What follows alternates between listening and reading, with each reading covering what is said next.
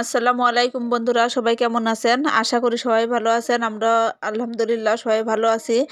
তো এই যে দুপুরে রান্নাতে চলে আসলাম, আর আমি আজকে এই মাছটা দিয়ে কচুরমুখী দিয়ে রান্না করব। তো এই মাছটা আমরা খয়রা মাছ বলি, আপনারা কে কি নামে চেনেন অবশ্যই কমেন্টসে জানাবেন। আর এদিকে দেখেন আমার ভাতটা হয়ে গেছে, আর আমার চুলার যে অবস্থা, আলসেমি করে আসলে লেপা হচ্ছে না। আর এই যে এদিকে মাছটা আমি জাল করে নিয়েছি সব মশলা টশলা দিয়ে, আর কচুরমুখী রান্না করব আজকে একটু ভিন্ন রকম। তো ভিন্ন রকম বলতে আমরা কচুরমুখীর ভিতরে আজকে জলপাই দিয়ে রান্না করব। তো এই যে জলপাই বেশি করে দিলে কিন্তু অনেক টক লাগবে, তো আমি 3টা জলপাই দিব, যেহেতু কচুরমুখী অল্প। আর কচু জাতীয় কিছুর ভিতর কিন্তু টক জিনিস দিলে অনেকটা মানে ভালো লাগে, বেশি স্বাদ বেড়ে যায়। তো আপনাদের ভাইয়া কিন্তু এই কচু, যে কোনো কচু দিয়ে টক জিনিস দিয়ে খুব পছন্দ করে। তো আমি আবার টক বেশি খেতে পারি না, তো আমার মেয়েরা আবার টক বেশি খায়। তো আমি 3টা দিচ্ছি, এতেই অনেক টক হবে। আর আমাদের গ্রামের দিকে কিন্তু কচু জিনিসটা এভাবে রান্না করে খুব মজা লাগে, আমরা ছোটবেলায় থেকে এভাবে খেয়েছি। তো যাই হোক, এদিকে দুপুরবেলা দেখেন আমি রান্না করতে বসবো, আর আমার মুরগিগুলো সব মানে খাবার জন্য চলে আসবে।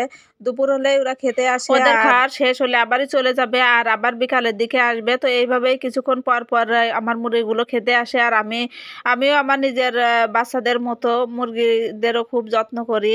আর ওরা যখনই খেতে আসে খেতে দিই, আবার মানে অনেক কেয়ারিং করি আর কি। তো আমার হাঁস মুরগি পালতে কিন্তু অনেক ভালো লাগে। তো আমার চীনের হাঁস আছে, আবার পাতি হাঁসও আছে।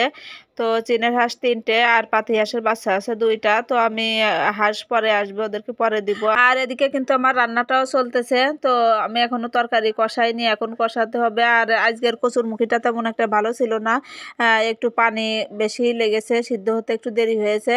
তার জন্য এত সময় ধরে ঢেকে দিয়েছিলাম। আর কচুরমুখীগুলো আমি এখন একটু গেলে দিব, যাতে একটু টকটা ছড়িয়ে যায়।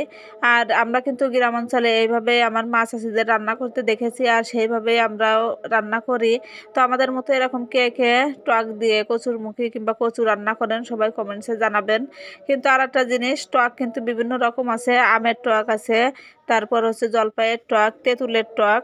তো আপনারা একটা জিনিস খেয়াল করবেন, একটা টকের স্বাদ কিন্তু এক এক রকম। যখন যেটা সিজন আসে তখন সেই স্বাদটা যেন বেশি লাগে।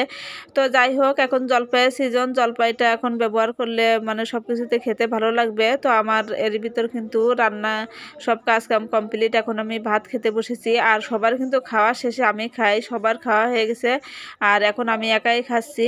তো আমি যেমন সাধারণভাবে চলি তেমন সাধারণভাবেই আমার ভিডিওগুলো আপনাদের সামনে উপস্থাপনা করি। আপনাদের কেমন লাগে অবশ্যই কমেন্টসে জানাবেন।